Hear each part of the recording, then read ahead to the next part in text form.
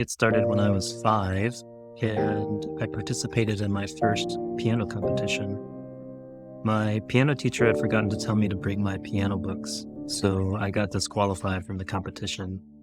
And the judges still let me perform, but I was really flustered, so I messed up on one of the songs, and some of the kids in the room laughed.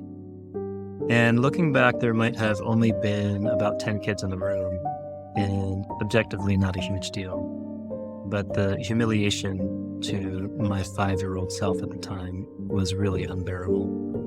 And after that, I unconsciously decided that I would never let anyone laugh at me again. And my solution to that was to be the best at everything that I did. Enter the battle with anxiety.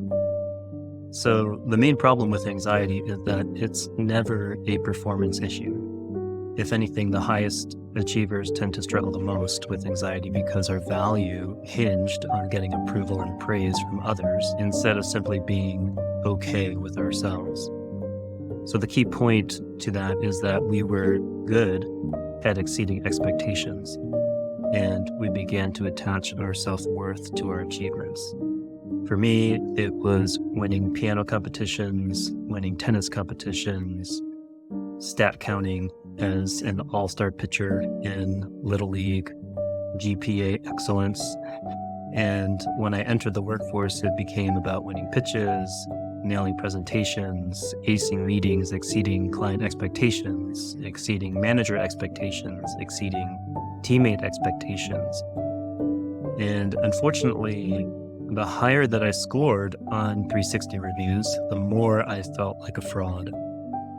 Corporations and workforces aren't really set up to help you connect with who you really are. So I got a lot of promotions, a lot of merit increases, and a lot of great evaluations, but they actually started to make anxiety worse.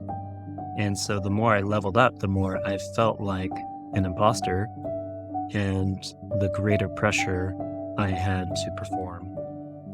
So the reason we feel anxious is because of the way that we think about ourselves and how that's tied to achievements. So what would you be without your achievements? And this is an insanely scary thought for high achievers with anxiety.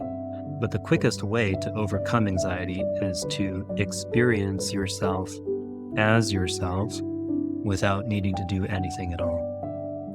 So for the most successful people with anxiety, your brain probably can't grasp that possibility. And that's really why you have to systematically identify, understand, and ultimately dismantle the components of anxiety until your brain and your entire being stops equating performance with your self-worth. So that's what I help my clients do. And it can actually be miraculously quick.